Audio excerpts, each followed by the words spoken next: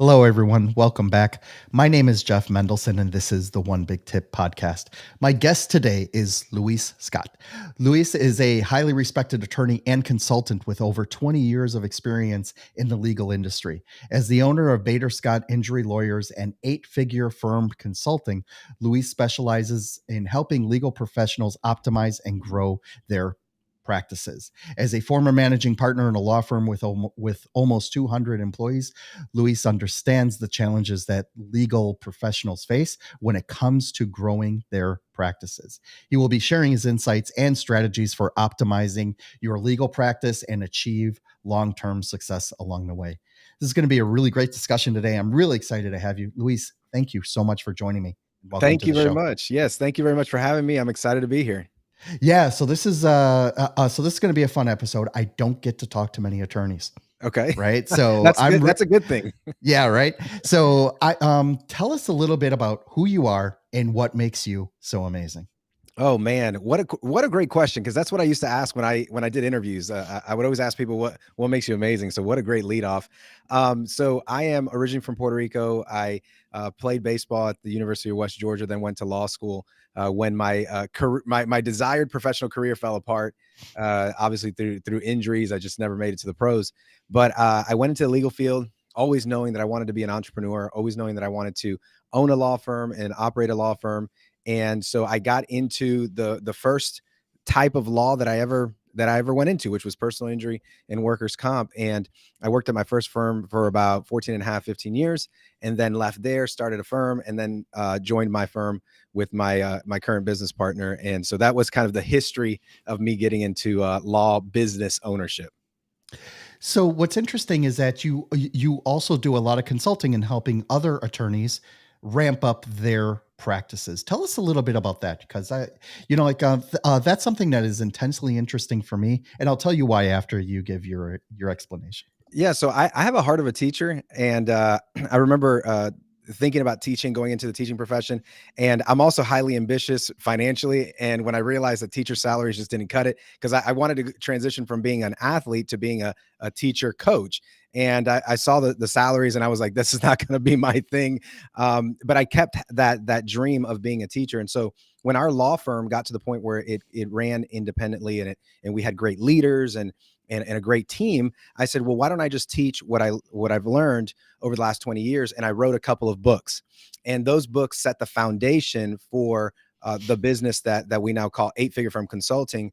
And I'm fortunate enough in the last 2.5 years where we've worked with about 90 law firms representing $250 million in revenue per year around the country. And so that came out of this passion for teaching and being able to share and create kind of like this light bulb going off in the heads of people as we shared the information on how to scale their business. Amazing. Thank you so much for sharing that. I got to share with you something a little bit personal. My mom got into an auto accident a couple months ago. Oh, wow. Right. And it was work related. So, of course, what do you do in South Florida? You call a personal injury attorney. Right. Right. And we were working, friends and family, trying to get some referrals. We did a couple of Google searches. And, since I'm the details guy, right, I went and I found like 8 to 10 of them. And I signed up to, hey, this is what happened. Can you give me a call? Right. Do you know take a guess on how many people actually got back to me? Uh, if I had to guess, probably like 2, maybe, or 3. Three. Wow. Three out of the 10 got back to me. And I was thinking, the thing that was going through my head, as a digital marketer is it was a huge WTF moment. Oh, Like, yeah. what the F is wrong with you? Like, especially if you're, you put yourself through 8 years of law school, you set up shop, you hang your shingle, and and I know that this type of work, there are big payouts, but you also have to, I mean, this is basic stuff, Absolutely. people, Yeah. right? And I was surprised at the number of law firms that did not even bother to get back to me. Yeah, unfortunately, there's a lot of law firms that have the philosophy that if they really want to work with me, they'll call back or they'll get back in touch with me. And that's why our firm has been so successful, is because we're not just great in the representation. We're not great at delivering great legal service. We're also great at the customer service aspect of it, which is probably 90% of it all. I always say that law is really customer service. And so the Mhm. better you are on the front end, the easier it becomes on the back end. And so many firms don't understand how important that pre-engagement glide path is to getting people in the business. You know, just to dog this point just a little bit more, it's like this should have been an open and shut case for, for just Mm, about any mid-range attorney, right, right? right. And I think just the basic lack of business skills, Mhm. that I noticed coming out of these 8 that didn't respond to me, it just totally blew me away. It makes me almost want to like, something, maybe I should just target personal injury attorneys because it's in the lead gen space, it's already a crowded market, but Right. my God, there's still so much room for growth because all these people really need a lot of help. So Yeah, well, law firms are late adopters to basically everything, whether it's technology, processes, leadership.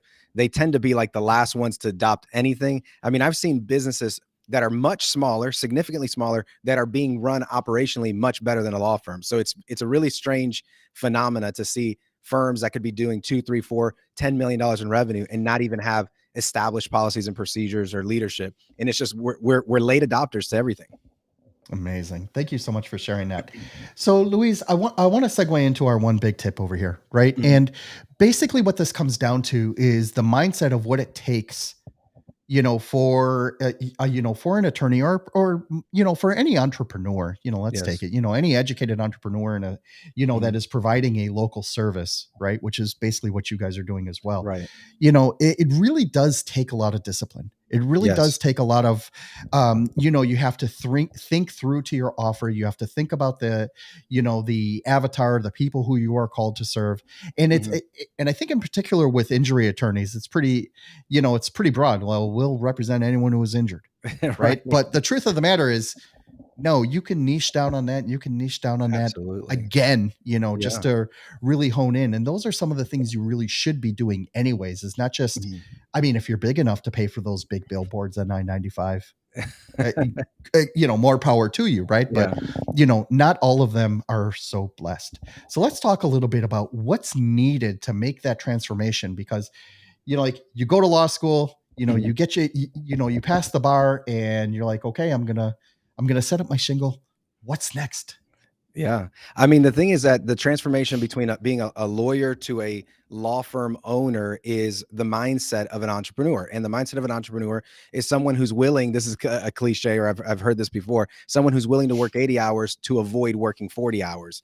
And I think that that's the mindset of entrepreneurship. We glamorize entrepreneurship on social media. I see this all the time on Instagram. People are just vacationing. You can make all this money without having to do a lot of work. But the fact of the matter is that true entrepreneurship, or the majority of entrepreneurship, requires a tremendous amount of discipline and amount of work.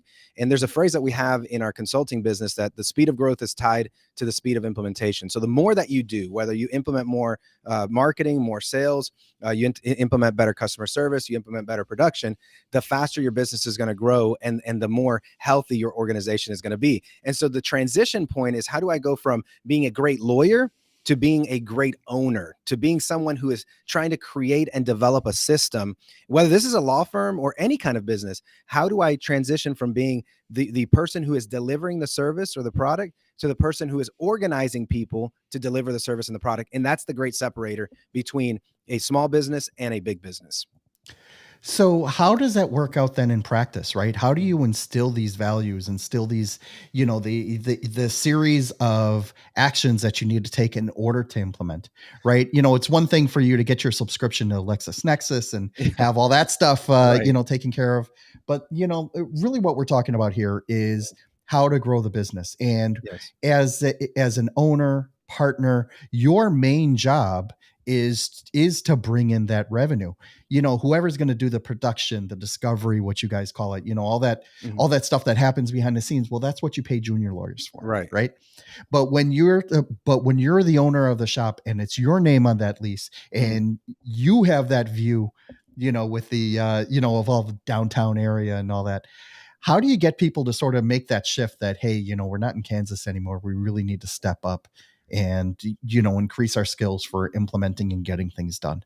I think that there's three primary ways that people learn new skills and develop new ways of thinking and perspective. One is mentorship, which I believe is critical to any success. You have to develop yourself with a mentor. No different than going to the gym. You need to have a coach. Without a coach, it's more likely that you're going to give up on that last rep. You're not going to really put in the work. So I think having a mentor is really important. And one of the things that I tell people is that it's hard to find a mentor because mentors tend to be very successful and they don't really have a lot of time to mentor people. I've been asked to be people's mentors in the past. So somebody will come up to me, a young person, hey, do you mind being my mentor? And I would love to do it. I would love to do it, but I'm so busy. It's really hard to mentor people. So one of the things that I tell people is find mentorship by reading books of people who have been successful. Go get a book on a successful person in your industry and learn what they did and get mentorship through that method. So that's the first thing. The second thing is listening to things. I mean, I go on YouTube, I go online. I try to watch every single thing I can about business, whether it's marketing, whether it's sales. I may not be good at everything, but I want to learn about everything because that's going to help me enhance my ability. And then the last thing is reading for skill development, which is not just learning about what other people did to grow their business, but learning how to be a better leader, how to be a better manager, how to be a better coworker, how to be a better, colleague and manager of time and people and skills that you don't know. And if you do those three things, you're going to find yourself growing. And I love John Maxwell. He talks about the law of the lid. Your organization is only going to grow to the level of your ability. And so if you're the top leader and you don't grow yourself, your organization is going to get stuck. And so my recommendation is you find a way to develop yourself personally and professionally. And then what will happen naturally is that the tide will rise you and your business will grow from there. Amazing. That is such great advice. Thank you for sharing that. But, sometimes what happens is that when, as entrepreneurs, there may be some budget constraints. There Yes. may also be some, we mentioned some of the mindset constraints that happen. Mhm. What would you say is the linchpin, the thing that really gets people to make that switch and then be able to, launch in this new direction? Like, do you ever find that it's like the one thing that just makes them go click and then it Yeah. happens? Yeah, I think hitting rock bottom. If you have the heart of an entrepreneur, what drives you more insane than anything is not becoming your own boss. And so the transition point from me being a lawyer to wanting to own my own firm was when I hit that desperation rock bottom. And I think the most common thing that I find with law firm owners, or really just entrepreneurs in general, because I do hang in circles of other entrepreneurs that are non-law firm owners. What I find is that they have this insatiable desire to create, this insatiable desire to control their own time. Now that may mean working 80 hours a week, because that's what many of us do. But we have this desire where we want to dictate what we do with our time. We want to have the ability to create. And when you get to that point, if you have the heart of an entrepreneur, and not everybody has that, right? The spirit of entrepreneurship is something that is unique to a certain subset of people. And I don't believe everyone should be a business owner. I think people should find the thing that really drives them and creates the greatest happiness and passion for their life. But to the extent that you have the spirit of an entrepreneur, when you get to the point where you are no longer content not being and living in that space, that's when you're going to make the transition point. And that's what I find with most of the law firm owners. Amazing. So let me ask you something. After going through this process with some of your other clients, bringing them through your program, what would you say is like, I was wondering if you can give us a case study Yeah. of, someone who came into your wheelhouse and was, was really, like trying to figure out, like the next steps, whatever they were firing on kept on missing. How did you help them through it? And what kind of results did you bring for them? So my very first client is one of my favorite stories and one of my favorite clients. She had owned a law firm for several years and had never reached seven figures in revenue. And she was a hard worker. She was not one of those type of people that didn't like to work. There was just some tweaks that needed to happen in the business. We started working with her the year after she did about 700,000 in revenue. 12 months later, she did 2.4 million in revenue. 12 months later, she did 4.5 million in revenue.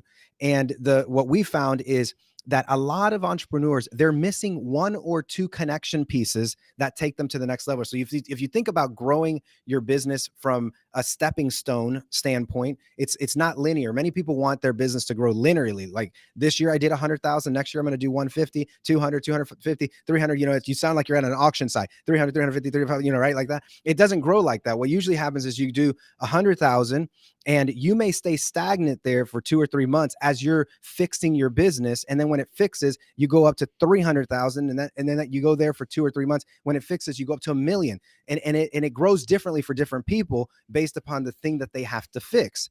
What happens is that when you're looking at your business and you're operating it day to day, you can't see what needs to be fixed. And so you end up repeating the exact same mistake over and over. And what a coach does is they come in and they can be a third party, objective, a person who can say, the reason your business is not growing is because you have a leader who's toxic. The reason your business is not growing is because you don't have the right systems. The reason your business is not growing is because you don't have the right marketing plan.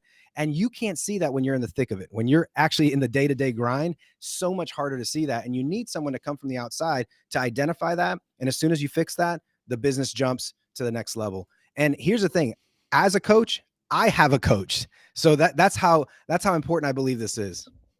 That's I love that quote that coaches have coaches, because I Yes. think it's really true. And what happens is, like, some people even admit to having multiple coaches for multiple aspects. Yeah. Some will have a financial coach or a mindset coach or Mhm. just an implementation coach, just someone that will be able to go in. If you're blessed to have someone that can help you through all of that, beautiful. Yes. Right. But if you recognize, and that's like, part of the first thing is admitting that you have a problem, right? Right. Once you admit that you have a problem, then, okay, now you're in the first step of trying to fix it. Yes. Right. And I think that's one of the most poignant things that we can do as entrepreneurs is really recognize, like, hey, I really suck at lead gen. So I better Yeah. find someone who can. Right. Right. And that's really the first step. Like, once you can do that, you'd be surprised on how well you can make that happen for other people. And So people don't do it. That's the thing, is people don't recognize it. I had a consult call just recently with someone, 10 years in business, same revenue basically for 10 straight years. And they didn't see the value in having a coach. And it's like, if you can't see that you've done the same revenue for 10 years and you don't know why you need a coach, like, nothing on the in this plan is going to convince you, because the evidence is right there. Like, you're a lawyer and you don't even see the evidence, but it's until you're willing to see it, it's very, very hard to make the transition. And that phrase that when the student is ready, the teacher will appear, is so true in that situation. amazing. Thank you so much for sharing that. Luis, can you let everyone know where they can learn more about you and how they can reach out to you directly? Yeah, absolutely. So if they wanted to reach out to me directly, my website is Luis, Luis Scott, Scott Jr., JR.com. So LuisScottJr.com. And if they want to learn more about Eight Figure Firm, they can reach it through there, or they can go to eightfigurefirm.com. So in both places, they can find me. Amazing. Luis, thank you so much for joining me. It's been a great conversation. I enjoyed nerding out on this stuff, and I really appreciate you taking the time to speak with us today. Absolutely.